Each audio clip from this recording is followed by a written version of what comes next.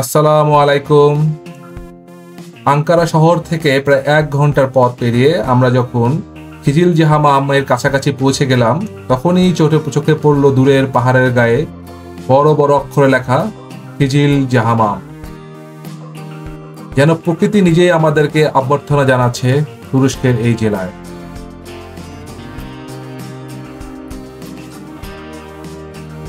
এখন প্রশ্ন করতে পারেন, আমরা কোথায় যাচ্ছি? আসলে আমরা তুরস্কের আঙ্কারা শহর থেকে হালকা খাবার আর অনেক আনন্দ ভরা উত্তেজনা নিয়ে আজকে যাচ্ছি সোকসু ন্যাশনাল পার্কে। কি উদ্দেশ্যে যাচ্ছি? প্রকৃতির মাঝে একটুখানি শান্তি আর পার্কের কোলে বসে দুপুরে খাবার খাওয়া, এই হলো আমাদের যাওয়ার উদ্দেশ্য। গাড়ি এগিয়ে চলছে মসৃণ রাস্তায়, চারপাশে ছোট বড় সবুজ পাহাড় আর মাঝারি আকারের গাছপালা। এই অংশটা যেন একটা জীবন্ত সবুজ চিত্র, যার মাঝখান দিয়ে আমরা এগিয়ে চলছি প্রকৃতির গভীরে।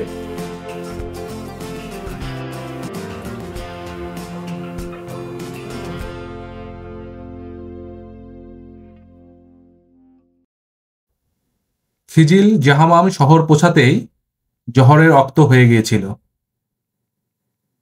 শহরের মাঝখানেই চোখে পড়ল এক পুরনো অথচ নান্দনিক মসজিদ, ইউকার্নি জামি। 1949 সালের এই মসজিদ যেন সময়কে ধরে রেখেছে।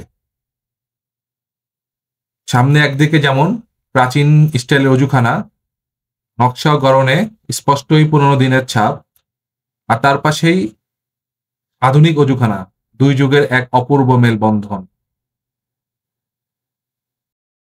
মসজিদের কাঠের দরজাটা ছিল অসাধারণ শিল্পশৈলীতে তৈরি। ভিতরে পা রাখতেই চোখে পড়ল লাল কার্পেট। পুরো মসজিদটি ঢাকা ছিল লাল কার্পেট দিয়ে। কি সুন্দর লাগছিল। উপরের দিকে তাকাতেই চোখে পড়ল অনেকগুলো ঝাড়বাতি, ছোট বড় নানা আকারের, অনেক পুরানো দিনের স্টাইলে। নামাজ শেষে কিছুক্ষণ নীরবে বসেছিলাম, যেন এই মসজিদ তার ইতিহাস নিয়ে আমাদের আলতো করে ছুঁয়ে গেল। মসজিদ থেকে বেরিয়ে আমরা রওনা দিলাম মূল গন্তব্যে, সোকসু ন্যাশনাল পার্ক। পার্কের প্রবেশদ্বারটি বেশ সুন্দর। গেটে এসে জানলাম গাড়ি নিয়ে ভিতরে ঢুকতে 50 টাকা লাগবে। পার্কটা এত বিশাল যে পুরোটা ঘুরে দেখতে হলে গাড়ি ছাড়া অবশ্যই সম্ভব না। গেট দিয়ে ভিতরে ঢুকেই আমরা দুটি রাস্তা দেখতে পেলাম। আমরা ডান দিকের রাস্তা দিয়ে সামনে এগোলাম। ডান দিকের রাস্তায় এসে আমরা প্রথমে পেলাম আতাতুর্ক জামি। পাশে ছোট একটা ক্যাফে, চারপাশটা ঘিরে আছে বড় বড় পাইন গাছ আর উঁচু উঁচু পাহাড়। এই জায়গাটির নাম আতাতুর্ক জামি রাখা হয়েছে কারণ মোস্তফা কামাল আতাতুর্ক এখানে একবার এসেছিলেন। তিনি এই জায়গায় একটি বড় পাইন গাছের নিচে বসেছিলেন, যা এখন ঐতিহাসিক গুরুত্ব বহন করে। এই জায়গাটায় যেন এক অপূর্ব শান্তি আছে। ছোট্ট প্যাভিলিয়নের মতো একটি স্থান, এখানে বসে আপনি চা খেতে পারবেন। এই জায়গায় দাঁড়িয়ে মনে হচ্ছিল প্রকৃতি আমাদের বুকে টেনে নিচ্ছে, একটি নিঃশব্দ সবুজ আলিঙ্গনের মতো। এই পার্কের কিছু জায়গায় মাটির নিচ থেকে স্বাভাবিকভাবে ঠান্ডা মিনারেল পানি উঠে আসে। অনেক স্থানীয় মানুষ এখানে এসে বোতল ভরে সেই পানি নিয়ে যায়।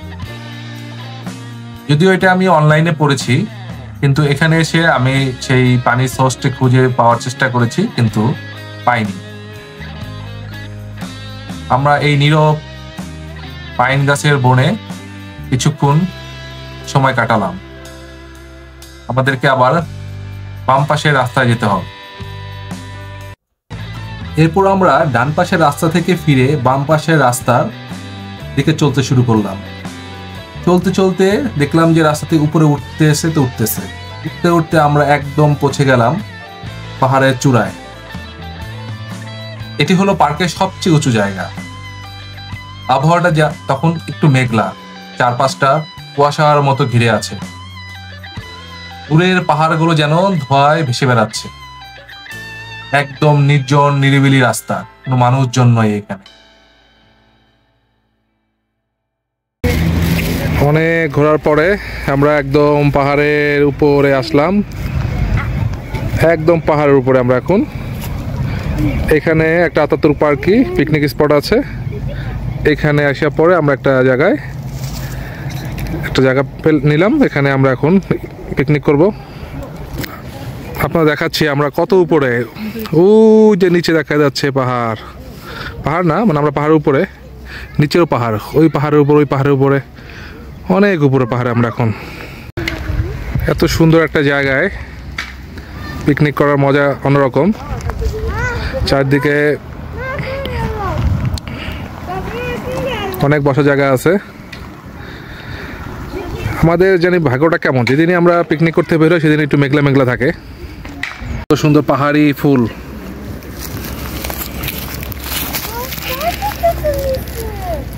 পাহাড়ি ফুলগুলো কত সুন্দর লাগছে। পাহাড়ি ফুলগুলো অনেক সুন্দর লাগছে দেখতে। দেখুন, দেখার জন্য আরো জুম করে কাছে নিয়ে যাচ্ছি। অনেক সুন্দর, হলুদ, নীল। এই ফুলটা আগে কখনো দেখিনি, অন্যরকম একটা ফুল।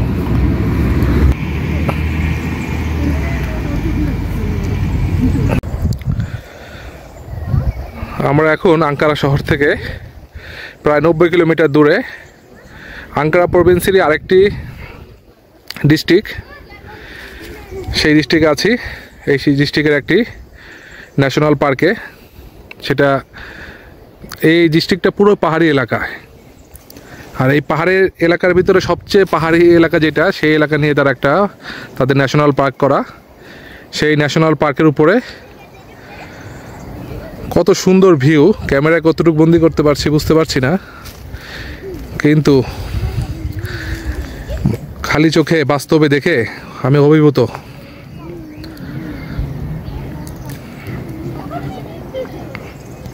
এরকম ছোট আঁকাবাঁকা রাস্তা দিয়ে আমরা গাড়ি চালিয়ে উপরে উঠেছি।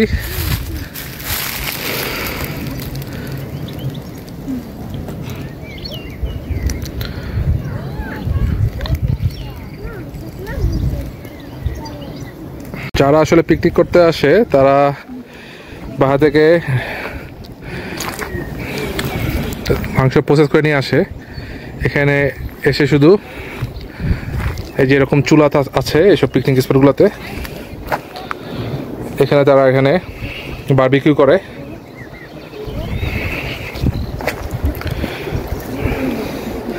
প্রায় পিকনিক স্পটে এরকম থাকে। আমরা শুধু ফ্যামিলি আসছি, এক ফ্যামিলি, এই জন্য বাহা থেকে খাবার রান্না করে নিয়ে আসছি। আমরাও মাঝে মধ্যে কয়েক ফ্যামিলি আসলে এরকম জায়গায় গিয়ে আমরা বারবিকিউ করি। পাইন গাছের বনের ভিতরে দেখেন কি সুন্দর পিকনিক স্পট। অনেক লোক আসছে। বাচ্চাদের কথা চিন্তা করে দেখেন, একটা ছোট পার্কও আছে। কি সুন্দর পার্ক, বাচ্চারা এখানে খেলাধুলাও করতে পারে। আর যে চুলাটা দেখালাম, এরকম চুলা অনেক আছে, আর বসার জায়গার অভাব নেই। নিচের দিকে অনেক ভিড় ছিল, কিন্তু আমরা পাহাড়ে অনেক উপরে থাকার কারণে এখানে আসেনি অনেকেই।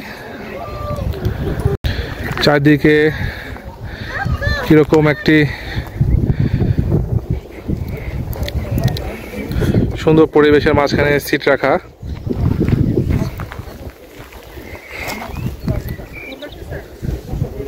এত সুন্দর সুন্দর জায়গা থাকার কারণেই ছুটির দিনগুলোতে আসলে বাসায় থাকা যাওয়া কঠিন হয়ে যায়। ইচ্ছে করে কোথাও না কোথাও নতুন কোনো জায়গায় চলে যাই, সেখানে গিয়ে সে জায়গাটা দেখি। সোকসু পার্কটি প্রায় 1200 হেক্টর বিস্তৃত। এখানে pine, oak, juniper, fir, alder সহ নানা প্রজাতির গাছ আছে। গ্রীষ্মকালেও এই জায়গাটিতে ঠান্ডা অনুভব হয়, কারণ পার্কটি প্রায় 1100 মিটার উচ্চতায় অবস্থিত।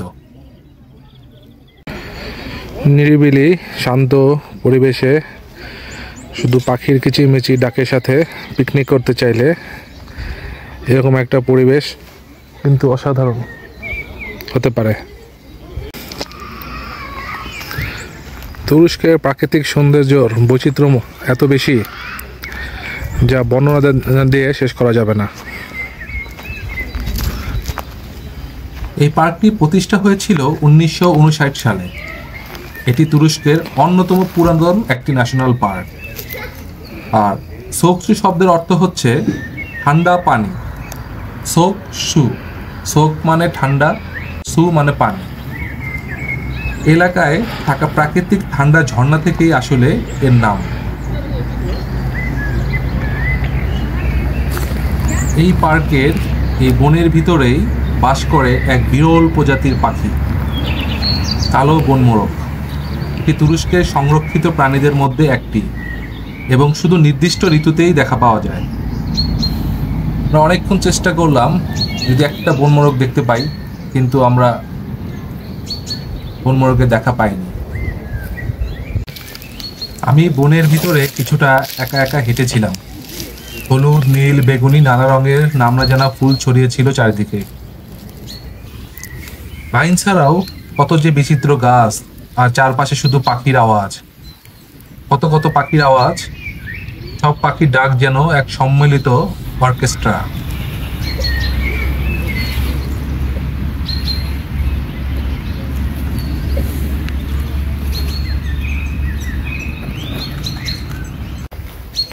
যতই বনের ভিতরে যাচ্ছিলাম ততই শান্ত পরিবেশ। মনে হচ্ছিল এই অংশটা যেন প্রকৃতির কোলে একান্ত নিরিবিলি কিছু সময় কাটানোর জন্যই বানানো।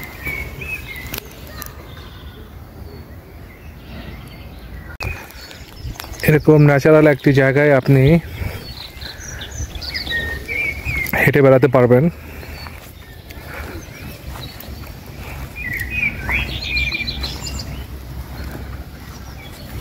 শুধু পাখির শব্দ শোনা যাচ্ছে।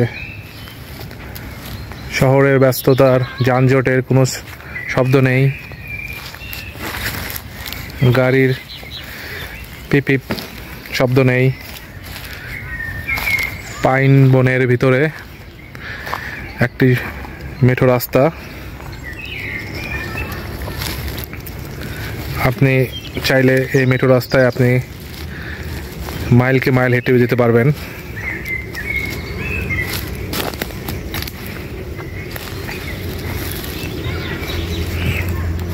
কি সুন্দর রাস্তা! আমার খুব লোভ হচ্ছে এই রাস্তায় হেঁটে যেতে, কিন্তু সাথে ফ্যামিলি আছে, তাদেরকে বসিয়ে রেখে এসেছি। বাচ্চা এত রাস্তা হাঁটতে পারবে না, আর গাড়ি রেখে একবার নিচে হেঁটে চলে গেলে আবার হেঁটে উপরে আসতে হবে। আর সবচেয়ে বড় কথা, সন্ধ্যা হয়ে যাচ্ছে।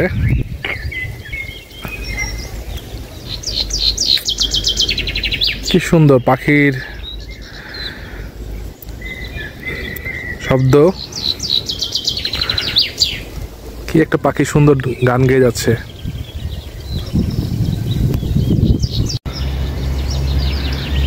পাখিটা আমি দেখতে পাচ্ছি, খালি চোখে দেখতে পাচ্ছি, কিন্তু ক্যামেরায় আনতে পারছি না।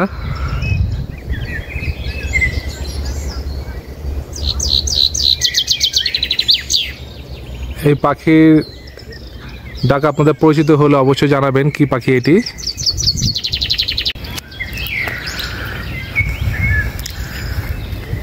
সোগোকসু ন্যাশনাল পার্ক অনেক বড় এরিয়া।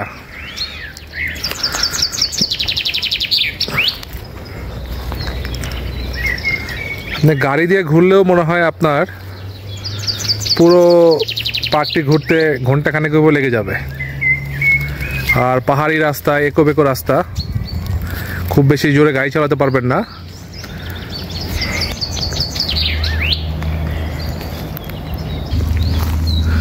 প্রকৃতির সাথে মিশে যাওয়া যাকে বলে। সামনে বড় বড় পাইন গাছের বন।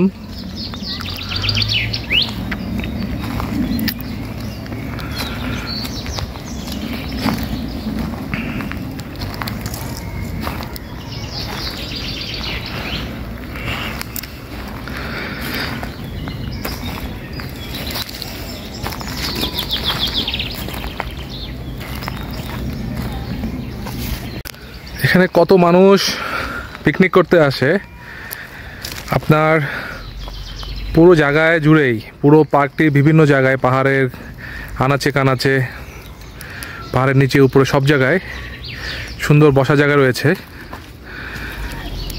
মজার বিষয় হলো দেখবেন কোথাও কোনো ময়লা ফেলানো নেই। সাধারণত কিন্তু সবাই এখানে পিকনিক করতেই আসে, সবাই খাবার খেয়ে যে যার মতো ময়লাগুলো এইরকম নির্দিষ্ট জায়গায় ফেলে দিয়ে যায়।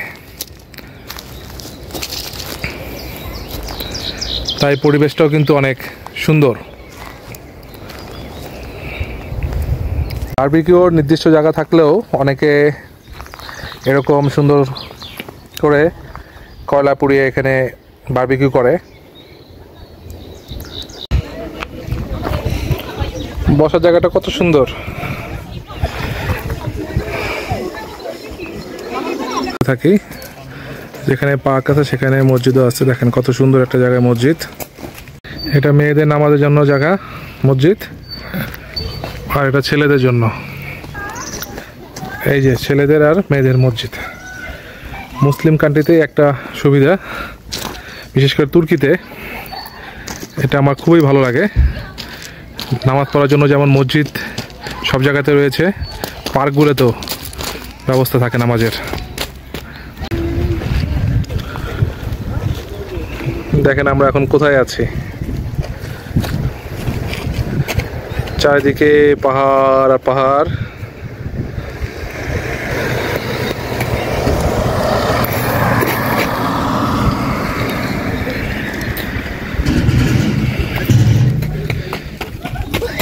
এই রাস্তা দিয়ে গাড়ি চালিয়ে আসছি আমরা।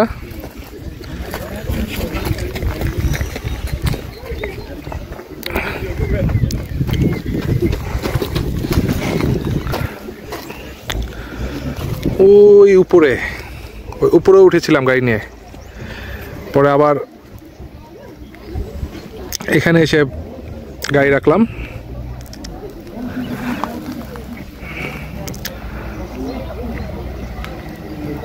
কারণ আসার আগে রিভিউতে দেখেছিলাম 3 দিন আগে একজন লিখেছে এবং ভিডিও দিয়েছে এখানে নাকি বেশি উঁচু জায়গাতে ভালুক রয়েছে, এবং সে ভালুক যে পেয়েছিল তার ভিডিও দিয়েছিল। তো উপরের দিকে গিয়ে দেখি আপনার ওখানে কেউ নেই, শুধু আমি একা, ওখানে বসার ব্যবস্থাও নাই। তাই আর সাহস করে ওখানে আমরা কোথাও আর নামিনি। ওখান থেকে জাস্ট গাড়ি ড্রাইভ করে এই সুন্দর পার্কটাতে, আতাতুর্ক পার্ক, এখানে এসে আমরা গাড়ি পার্ক করে এখানে খাওয়া দাওয়া করলাম। কত সুন্দর একটা জায়গা পিকনিক করার জন্য, এতটাই সুন্দর যে ভাষায় সৌন্দর্য বর্ণনা করা শেষ করা যাবে না।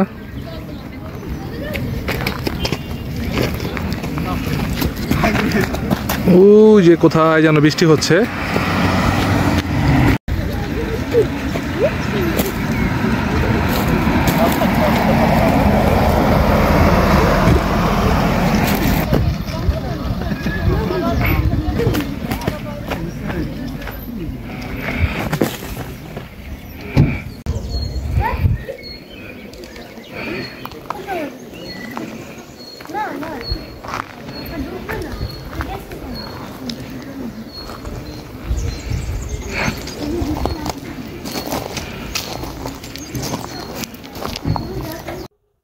বিকেল গড়িয়ে সন্ধ্যা হয়ে যাচ্ছে, এবার ফেরার পালা।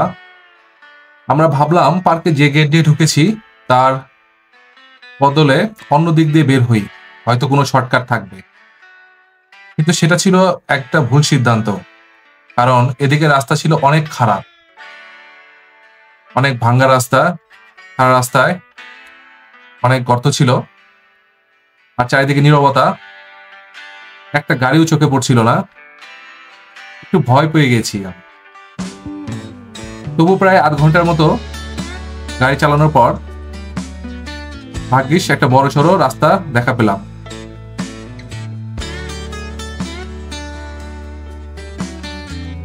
পাহাড়ি রাস্তায় যদি সন্ধ্যা হয়ে যায়, অচেনা পাহাড়ি রাস্তায় গাড়ি চালাতে আমার কিছুটা ভয় লাগে।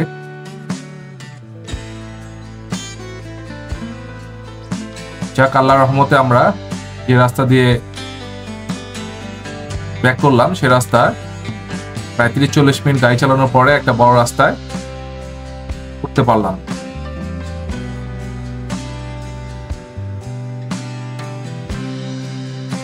এভাবেই আমরা শেষ করলাম আমাদের একদিনের ছোট্ট কিন্তু হৃদয় ছুঁয়ে যাওয়ার সফর সুগুকসু ন্যাশনাল পার্কে। এই ভ্রমণ আমাদের শুধু প্রকৃতির সৌন্দর্য উপহার দেয়নি, দিয়েছে কিছু একটা মুহূর্ত, একান্ত মুহূর্ত, নির্জনতা আর সেই সুন্দর সবুজ নীরবতা যেখানে জীবনকে একটু থামিয়ে নিজের সঙ্গে কথা বলা যায়। আপনারাও যদি কখনো আঙ্কারে আসেন তাহলে সোকসু ন্যাশনাল পার্কটা আপনাদের ভ্রমণ তালিকায় রাখতে পারেন। ধন্যবাদ এতক্ষণ ধৈর্য ধরে আমাদের সঙ্গে থাকার জন্য। আমাদের পরবর্তী ভিডিওতে আমরা ঘুরে দেখাবো আরো একটু ভিন্নধর্মী ও প্রাকৃতিক সৌন্দর্যে ভরপুর জায়গা যা আপনি কোনোভাবে মিস করতে চাইবেন না। তাই এখনই যদি সাবস্ক্রাইব না করে থাকেন তাহলে করে ফেলুন আমাদের এই চ্যানেলটি, আর পাশে থাকা বেল আইকনটি বাজাতে ভুলবেন না। পরবর্তী ভ্রমণে দেখা হবে ইনশাআল্লাহ। ততদিন ভালো থাকুন, সুস্থ থাকুন আর প্রকৃতিকে ভালোবাসুন। আসসালামু আলাইকুম, আল্লাহ হাফেজ।